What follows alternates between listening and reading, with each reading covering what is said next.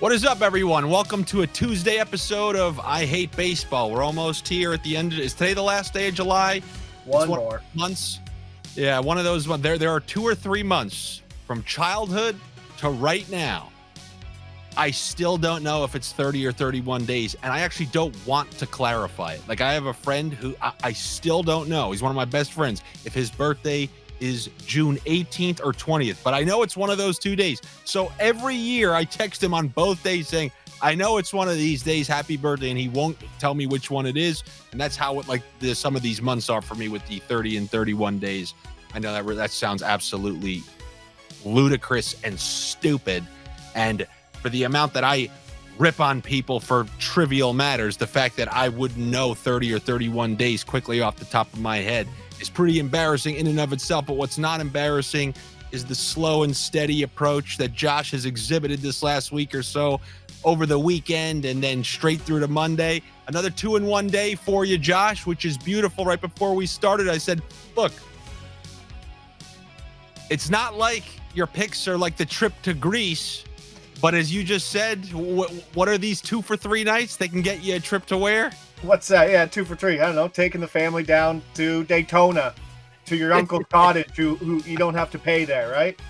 Food's in the fridge. You're doing something. You're doing something. All right. You're not staying home all summer, but or maybe we're not going to Greece, but we are going somewhere, and that was to the winner's lane. I think I ended up, because those were 3 plus money bets, I think I ended up like around up 130, which was a nice way to start the week.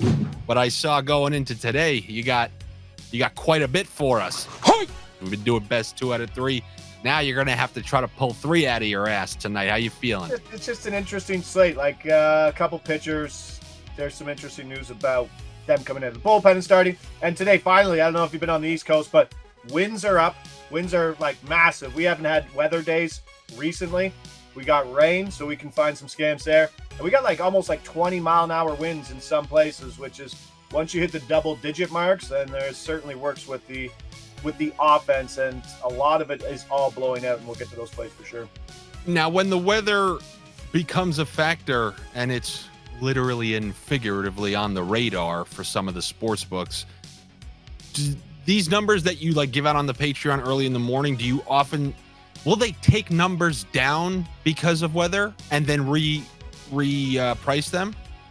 Yeah, so like Chris Bassett's a really good example today. We're on him. He's our third play, but just to touch on it, I think only Rivers and FanDuel this morning had his market open because the other books knew that there was rain expected, right? And it only helps the under, right? So, and I ask you this because when I search, I'm like, why would there only be a book or 2? There has to be some sort of reason. I'll ask Josh about it. That's exactly why, right? The other books are there. It's not like my guys that I bring to you like yesterday, where I bring my plus 102 bet hitting third. Apparently the games before, he's getting 2 hits, 3 hits, and then what is he? He's out of the lineup. Yeah, so that was a nice push for me. 0-0. That's fine. Well, whatever. We'll be back. They do a heavy platoon in Minnesota anyway, but the times are funny, right? So 9 o'clock is kind of the limit where you can get the edges in the weather. You can catch them napping on that spot. We released the Chris Bassett on our show, our prop show this morning with Derek Hardy, minus 136. I put in the Patreon 125, and then everyone pointed out that FanDuel posted a market 136. So we released it live at 136. FanDuel immediately moved it to minus 146. So this is what we got. So this is a scam. We scam them, they scam us, right? Let's not clutch our pearls. He who scams last scams loudest, ladies and gentlemen. Let's not clutch our pearls and be like, oh no, the books are doing terrible things to us. We do bad things to the books too, right? So My idea is why they move the line so much so quickly. So when everyone's betting it, and you go to hit accept bet or whatever, you get the shitty number, right? Because 2 minutes later, after all the volume left, it went back to plus 102 or plus 112. Wow. So they're just assuming that dumb people trying to get the bet in quick are gonna quickly press a button, not look at the odds, and then get that minus 146. And then once the volume's done, then they ramp it back up towards the number that it was. Oh my God, that is a real, they got the sugar next to the tea. They're letting you drink that watered down version, and then as soon as you leave, they add some of that sugar. And we know the majority of you, your mom didn't put enough scoops in that iced tea. That was all of us growing up. You got that watered down pitcher of iced tea. One of the scams that I always love when it comes to I always get excited when I go to grab some screenshots for this video and the first guy I see doesn't have a picture. I'm like, no Josh, picture. Yeah. Josh is up to something. And I guess that will bring us to our first play of the day here. Here we go. No pick, Mr. David Festa. Dave Festa, over 4.5 hits allowed. The projection doesn't love it. Like it's kind of a neutral play, but I really think this is a spot where he was out of the bullpen. He's made 2 starts. In those 2 starts, he went over this number easily. He did so poorly, they put him in the bullpen. But his bullpen was like bulk relief, right? Like 4 innings, 75 pitches. So this guy could go 80 to 85 pitches today. And in this spot, on the road, 18-mile-an-hour winds blowing out to left field, he's in a bad spot. This is a spot where his hits project well. I think they project well, and his over 2.5 earned runs, put those together for 165 for the Pirates out there that aren't content with the minus 125. No, they are certainly not. That's for sure. Now, let me ask you quickly with this guy. I had a question. I didn't want to interrupt you while you were going. The hell? Never mind. Just it's gonna come back to me. I'm trying to not be as rude and cut people off, but then my mind starts thinking about, this guy's last name's Festa. I saw Adams Family on TV the other day. I was thinking about Fester Adams. I saw a meme of the guy on the president of France and his wife, and then it was Fester Adams with the wig on. That's what my mind just went to when you were talking about this guy. So I'll have to try to remember what the hell it was that I had. I got it. Oh, that feels good. Just pulling that memory out of the dirt. And it was, you said the projections don't have it listed that well. So that means this is like a Josh original, a Josh sniff. Yeah, this is more my sniff. Like when I'm using the projections and tools, it's so easy because there's so many markets, right? There's like 25 actual markets, and like every player, there's thousands, tens of thousands of bets you can make, right? So it's just a spot where I've seen this guy play. He got roughed up in his AAA start too. Even at the projection of like 80 pitches, he could easily go over this 5 innings. I can assure you, these are the ones that the Pirates may not like a minus next to it, but they love a good sniff. Everyone loves a good sniff. The projections, I told you, that's you going to the gas station and you say, "Hi, can I have 5 lottery tickets, please?" And they print it out for you. This is the Josh numbers, and I like that. These are your numbers that you're trying to play to win the Mega Millions. So, a pictureless David Festa. What team is he on? He is Minnesota. Am I wrong? Is this in the Mets game? Yeah, this is the Mets game. So this is the same game with that. So yeah, Minnesota, the Mets. And then, so there you go. You got it. You got your minus 125. And that's the thing, right? Like the projections, the tools are so influential on the market that those are the ones that move it, right? When we get our Ks and it moves 35 points from the morning pick to the afternoon video, that's a lot to do with those projections. So this should stick around. But if he goes 80 pitches, I like this one. Solid. And I believe this will be the same game. This is a name that I actually recognize, which means, I've heard this guy's name before, Pete Alonso. He must have been in the league for a couple of years, or maybe it's just because he's on the Mets and I've maybe seen a jersey, around the tri-state area or something. But the Mets are playing well, right? They've been winning games. He's playing well. I think they put up 50? They put up 15 runs yesterday. So in baseball, they say hitting is contagious. Confidence is big in hitting. So I like the Mets here. The wind's blowing out. The matchup versus Festa. We're already on his over hits. Let's get the cleanup hitter in Alonso for a hit, an RBI, or a run. I need 2 of those so he can knock in a run with a single and cash this at minus 105. His over 1.5 bases at plus 130 looks good. His RBI at plus 165 looks good. Everything about him looks great in this spot, especially with that wind to left center field that will help the right-handed hitter. Like I said, they're kind of on a bit of a run here offensively. And this is probably the best offensive guy to target because he's actually not priced as like an elite hitter as some of the other guys, the judges and that. And there's a little value on his overs here today. That's solid. Now let's go to this guy who you mentioned, and I didn't see him listed on a lot. Now my picks came in a couple minutes later than I would have liked, so you're not going to see the best price, but I'm hoping this was still in the acceptable range. And this is the Chris Bassett you were talking about. This is the one where weather is going to be playing a role. Yeah, weather looks like it could be delayed or it could be a little later, which is even worse for him. And then you have to go to the books, right? Remember, I believe so. Bet365 is if it doesn't finish the game, it's void. But some other books, I believe MGM, some other books are if the game restarts within 24 hours, then it's live, which is better, right? So check your house rules on that. I do know 365 is a quick void, but Bassett's been under this void. A mid-game void. They'll just say it's over. Don't even think about it. Don't check it. Game was not completed. Here you go. Here's your money back. But it goes back to the thing. So because of the rain, don't put this in a parlay because the void possibility, right? I'd hate for you to. Some books are like scammy and they're like, oh, we'll void the whole parlay just because one's out. So don't throw it in there. And by the way, that's something before the end of the summer, before football starts, definitely before hockey starts. That was one of the requests. I did the money management video request the other day, took care of that one. One that I'm going to do is go through the sports books. I mean, this is like tax returns for me.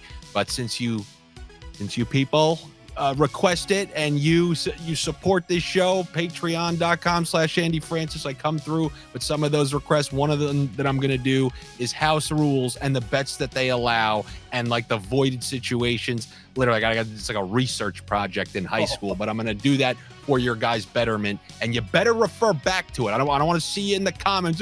Wait a minute, what site? Go watch the video because I'm going to make that one for you. And if you want to, make a request of your own, you can do that over on the Patreon. Once again, patreon.com/Andy Francess.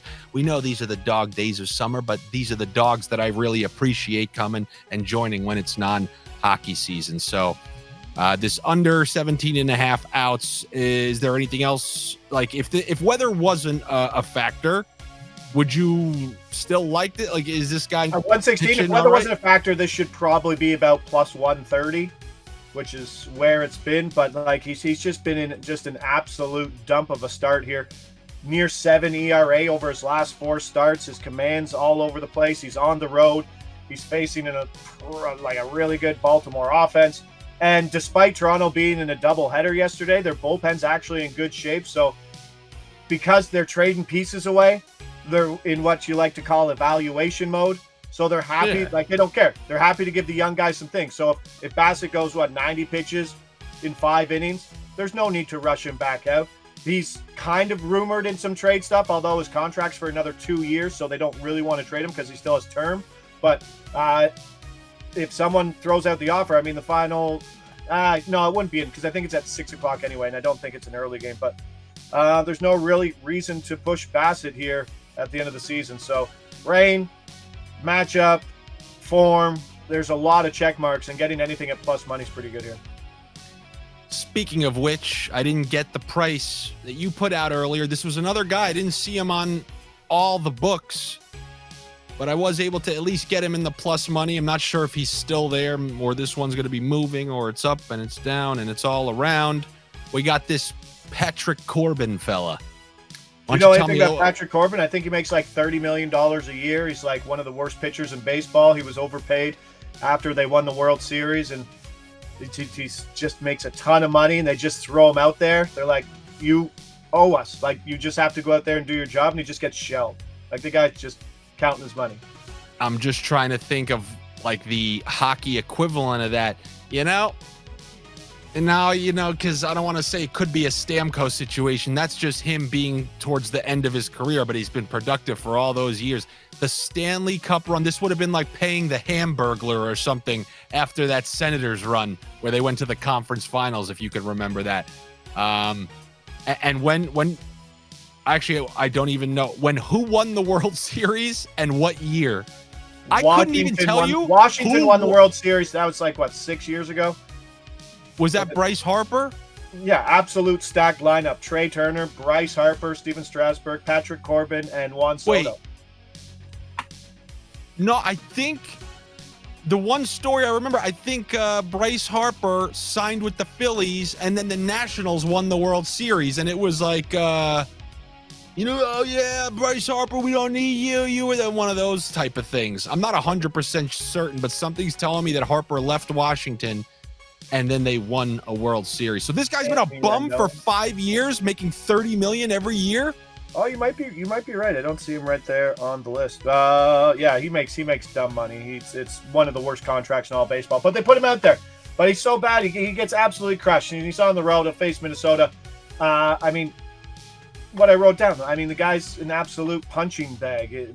The price is dropping across the board, and he's coming off like the bigger scam here. The real edge is he's coming off a season high 109 pitches. You usually get scaled back after something like that. It's one of my favorite betting angles for pitchers to decrease their projected pitch total after a gigantic workload. So 1.59 whip on the road is ugly, and just getting to 18 outs is going to be a lot of work if they scale them back to like 90, 95 pitches. Yeah, I remember that, the theoretical exhaustion after the additional amount of pitches, and then the next game you kind of get tagged up and you don't go as far. No, I like that premise. Yep, you're right. Bryce, not there. Trey Turner, Adam Eaton, Anthony Rendon, Juan Soto, Ryan Zimmerman, and such, and obviously old Patrick Corbin here. I'm not 100% certain, but do we have two pitchers in that game? I like them both under, right? On the other side, we got Rittenhouse, and this number's just so big. It's the same thing we got yesterday. Just because Washington isn't a fucking launch balls over the fence at a high rate offense, they get really discounted. But we saw them. They're a scrappy team. They have one of the best averages in July. The lineup's getting better and healthier. And they put up 6 hits versus Jordan Montgomery in the first inning. All of that correlates to more pitches per plate appearance. It's a scrappy team, and that's what I mean by a scrappy team, that they take a lot of pitches. And in that, drives up pitch counts. Rin Nelson, not to go 18 outs here for plus 150, that is a massive price for a guy who doesn't throw 100 pitches to begin with. This isn't Patrick Corbin. This isn't Luis Castillo. This is a guy who, he's pitching well, but honestly, he doesn't go 100 pitches.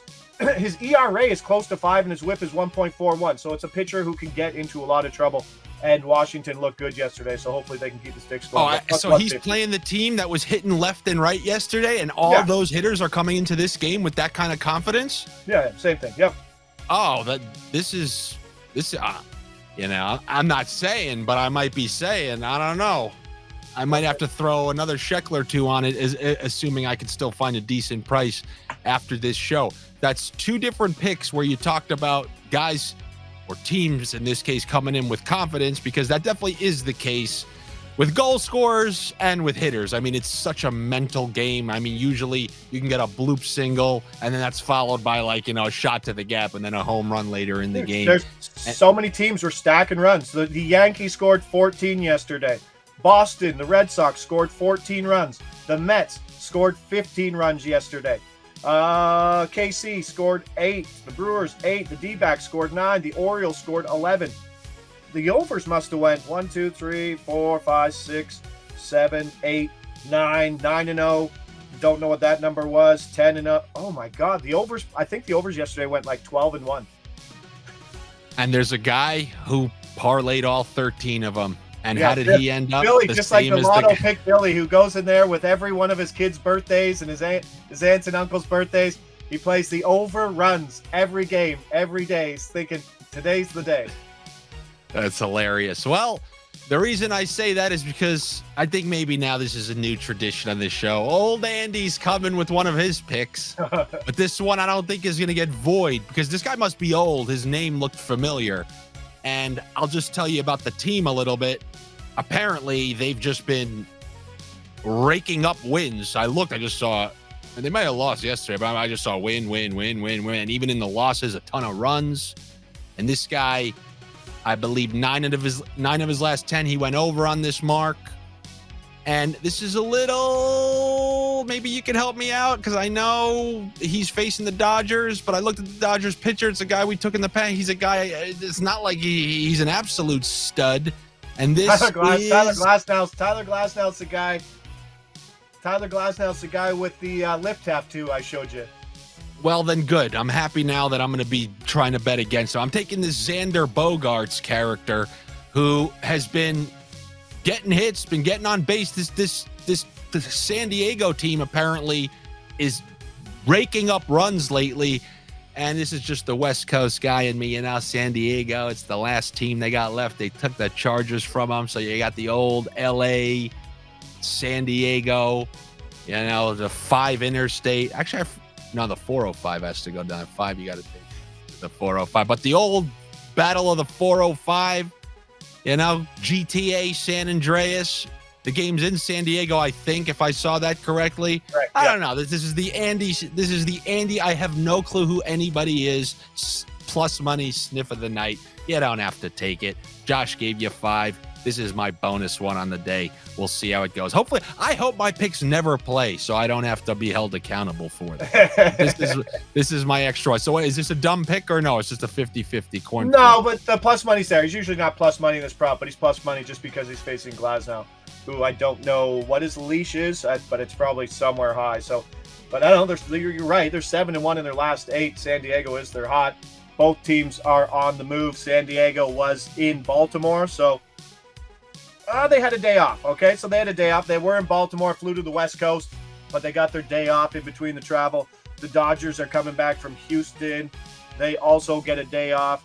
We'll see how it goes. But, I mean, if there's a guy on this line, he came back. He's been hot since he came back, and he's been putting balls in play. So I think he hits in the 3 spot, which is always good for – that's the perfect spot for this market, right? Because he can knock guys in and he can score down the line. But, like, number 1 guys, yeah, I like it. Hey, man, you only have to stay up till, 1 or 2 in the morning to see if it wins. It's pretty nice. Or if Josh's picks don't go your way early, then maybe you throw in a little Bogarts on the back half here.